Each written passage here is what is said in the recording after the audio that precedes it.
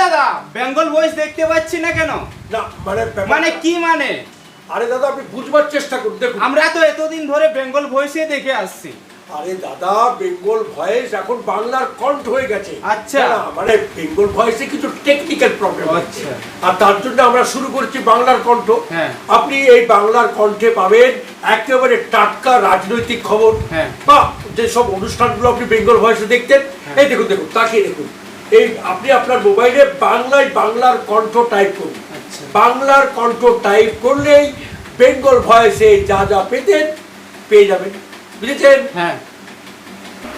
বেঙ্গল ভয়েসের দর্শক শ্রোতা বন্ধুদের জানাচ্ছি, আপনারা আপনাদের মোবাইলে এই বাংলার কণ্ঠ টাইপ করুন, একেবারে বেঙ্গল ভয়েসে যা যা পেতেন তাই পাবেন।